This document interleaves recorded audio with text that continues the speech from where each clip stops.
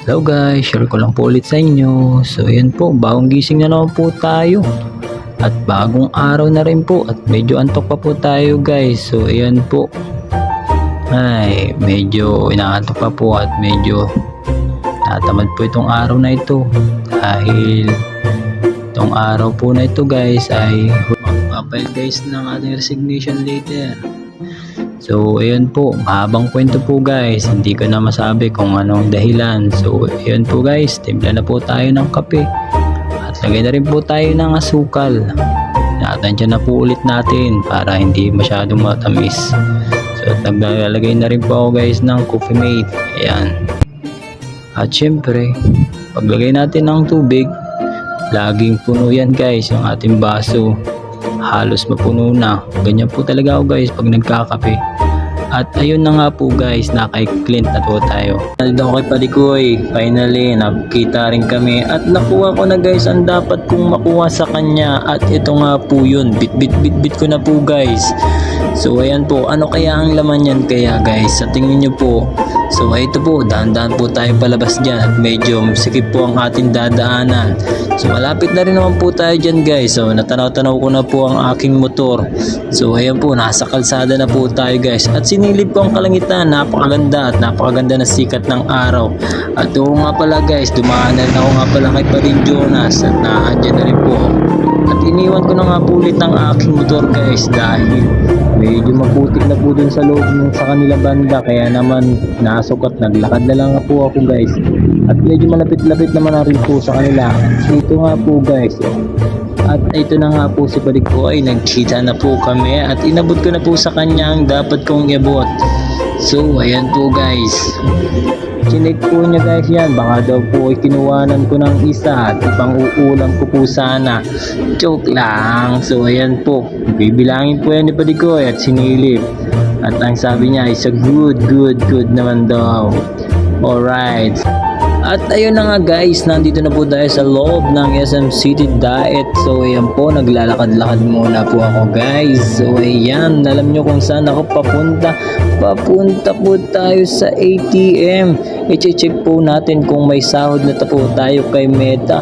Meta, baka naman. Ang sabi, kung may sahod na nga talaga tayo, check natin guys. Sana may sahod na tayo kay Meta guys. At ito na nga ang nangyari. Kiren nga, wala pa pala tayong sahod kay Meta. Meta, baka naman, baka sakali, kaya nang eject card ko kaagad at wala po tayong napala.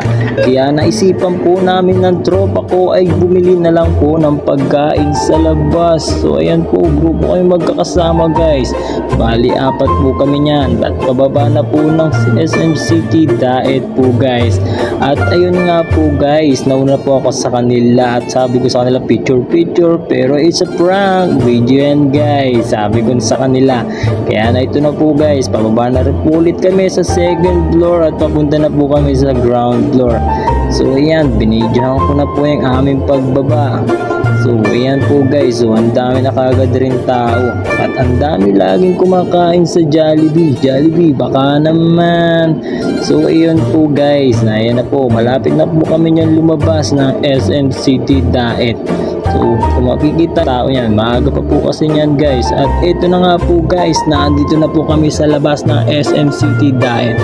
At napakaganda po ng panahon at sana po ituloy-tuloy na yan. At wag ka na sana po magparaulan. At ang sabi ni Padikoy, tingnan mo ang tattoo ko, cute. At ito na nga po, lakad-lakad na nga po kami yan.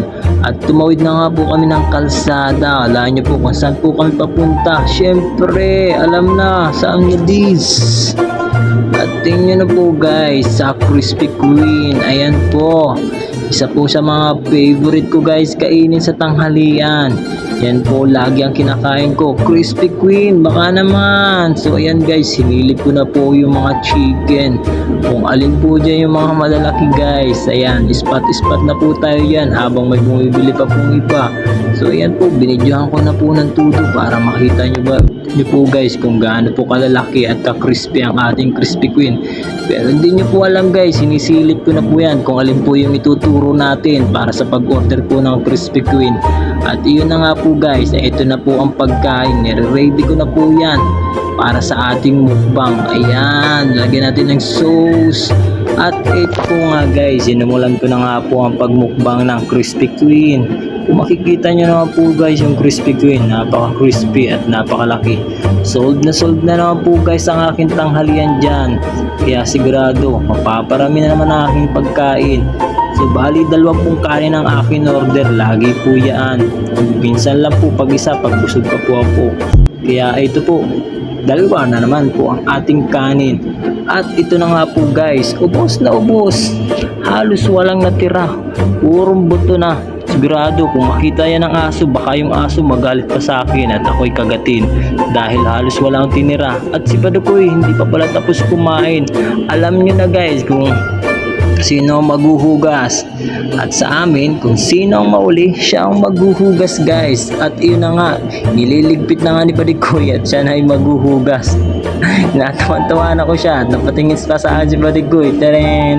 At syempre, hindi mawawala ang ating train ng SM City Diet para po sa mga ating mga kids. So ayan po, sa mga nagbabalak po na gusto pumunta at sumakay po sa atin ng train, pumunta lang po dito sa SM City Diet guys. So ayan po, at syempre nandito ang ating Santa. Nax naman po, ginawa si Santa Claus. At yun lang po guys, maraming salamat.